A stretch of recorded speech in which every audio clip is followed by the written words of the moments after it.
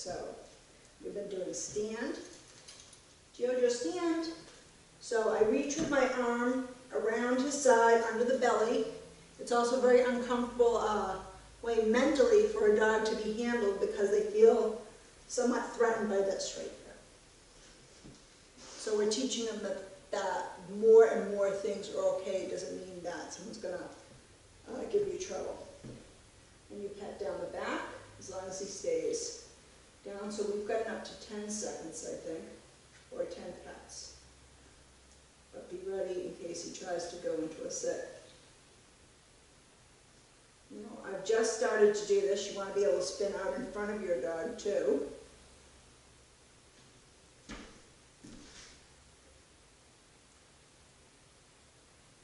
And then you want to, you'll go back on him. Stand up. Do a heel step, heel, heel, and then auto sit to tell them it's over. So there's many steps. So we're not just releasing him from any of those commands. There's a little step in between so that your dog, when you release him, just doesn't go flying at a person or something. Okay, yep.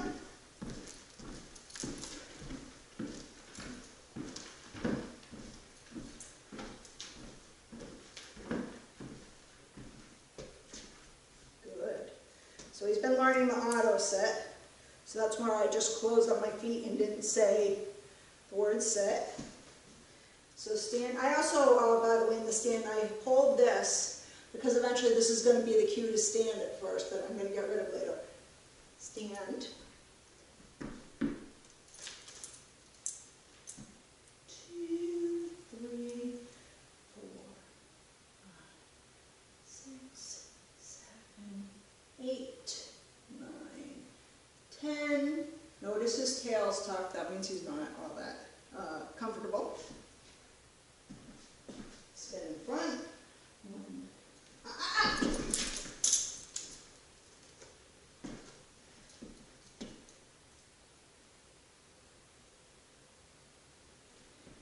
Spin in front. 3, 4, 6. Go back to the side.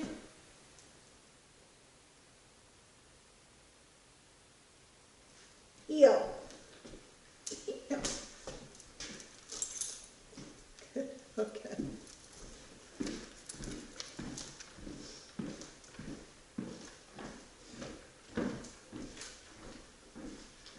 Good boy.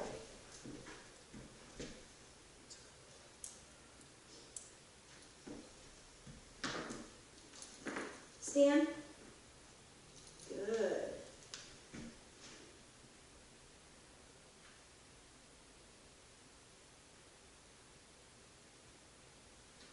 So I'm not spinning directly in front just so the camera can get Diogo, but I normally would.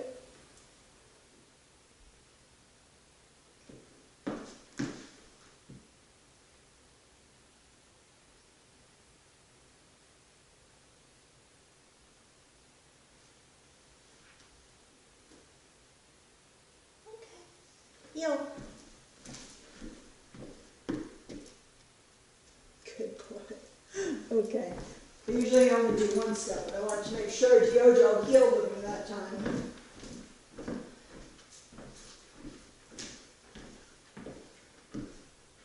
Sit. Good boy. Stand.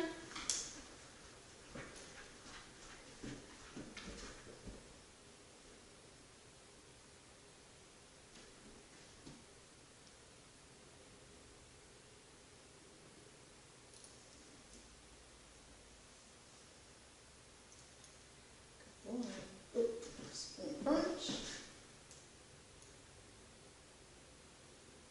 To the side.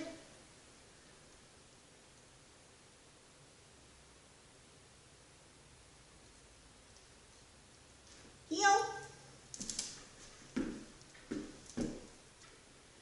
Pretty soon I'll just shorten that down to one step. Not that that's too terribly important. You could, I guess you could do 3 steps. Who cares? But I'm used to doing it one step, and I might realize later why that is we do that. So we'll have to see. Think about that. Yep.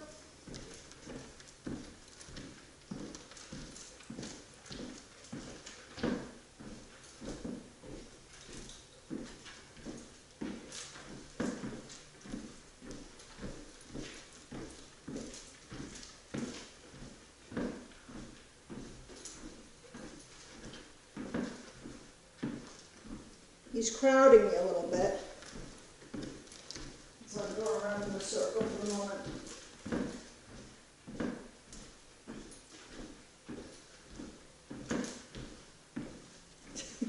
Go again. He doesn't like walking up to the camera, that's for sure.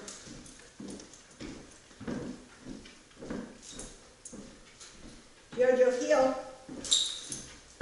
No. Maggie's just as bad as Gordon.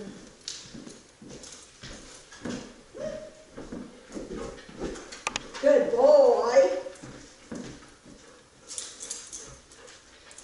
So I corrected him there because he was a little bit slow in going down. With a reactive or aggressive dog, I tend to want to firm that up more and give them less time for thinking about doing bad things and more emphasis on when you hear this word, you do this immediately.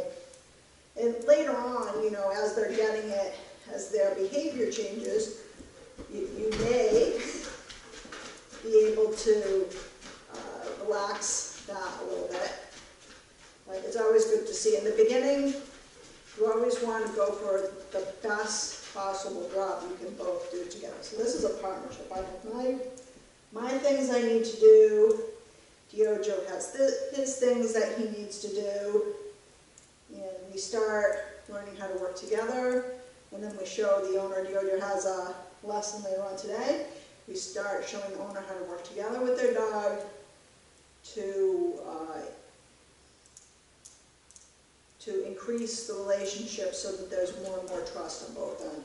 A lot of times the reactivity or aggression can come from a lack of trust. Not necessarily that anything's bad is going to happen to the dog, but the dog doesn't see the owner as doing anything about a situation, and so therefore their job, in their mind, is to take care of it. And having good obedience is one of the ways that we start to show them, we've got this. You don't need to get involved. Stand.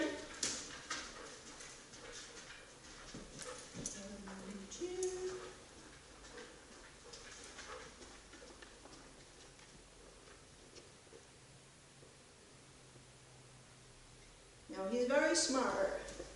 He's definitely had some training already with his owner. Not doing this, per se. Ah, no, no.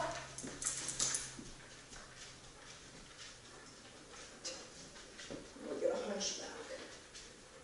I'm going to tuck you to you.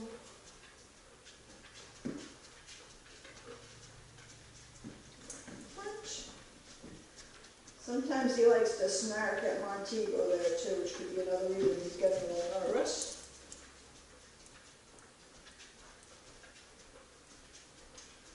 Okay. Montego's a young pup. Heel.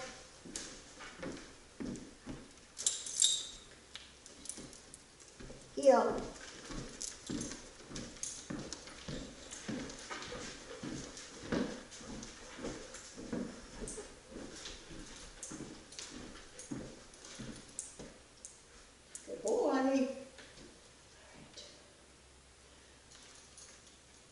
Stand. So today my goal isn't that he stands by himself.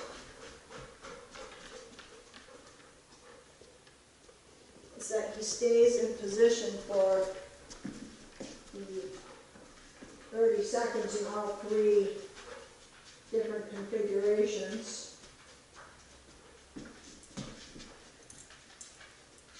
before I release him. Heel.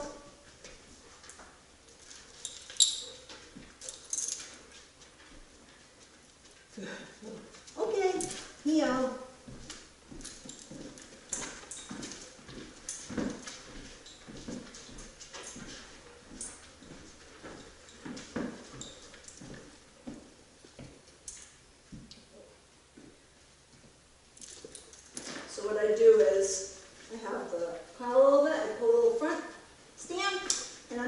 belly.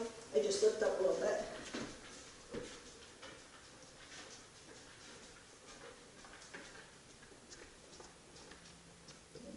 Front. And then back to the side.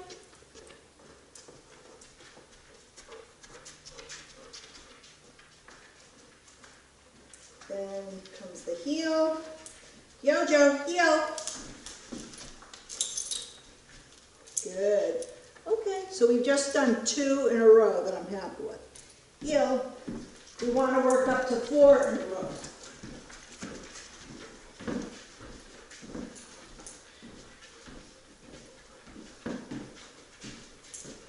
Set. Good. Hand on rings. Hand pose to go under. Stand.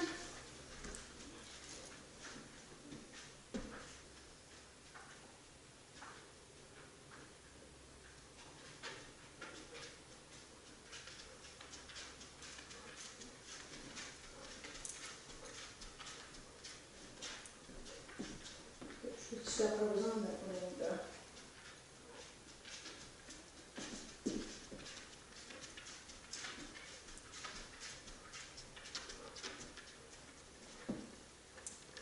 Heel. Good boy. Good boy. Heel.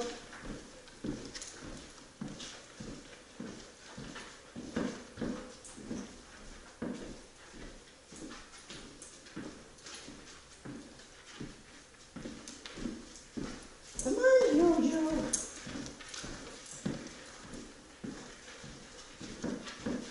Good boy. Good boy.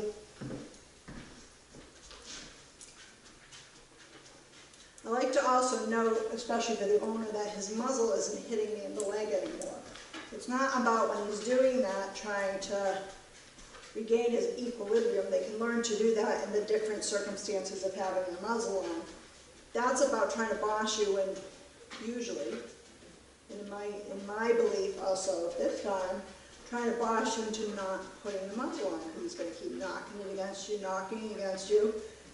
Sometimes, usually, most times, if you repeatedly practice this, then that behavior will go away. Sometimes you have to just like bump them a little bit when you're walking. Sometimes you can use a walking stick to stop that. It seems that with me, at least, it's gone away just by the repetition of doing this. And if you'll notice, whenever we're doing a new command, we're practicing many of the old things. We're practicing sit first command, we're practicing heel or walk on loose leash, we're practicing stay. So as you go on, all of this builds upon the other in a logical step pattern. Stand.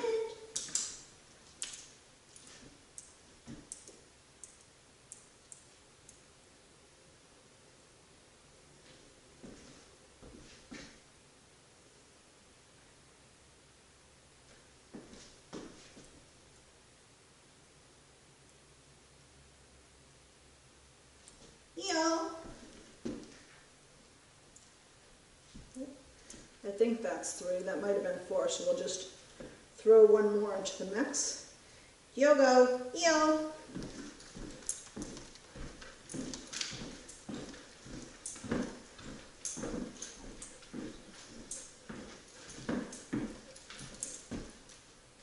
Good boy.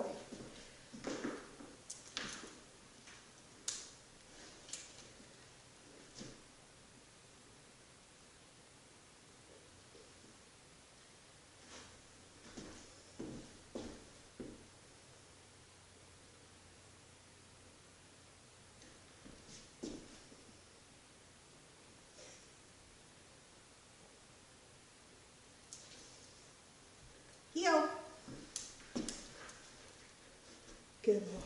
Okay. So, the reason for the petting down the back is a way to encourage him at first.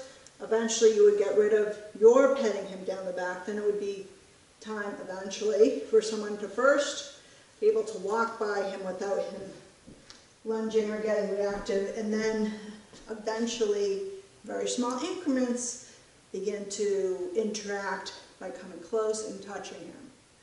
But very small increments. Okay?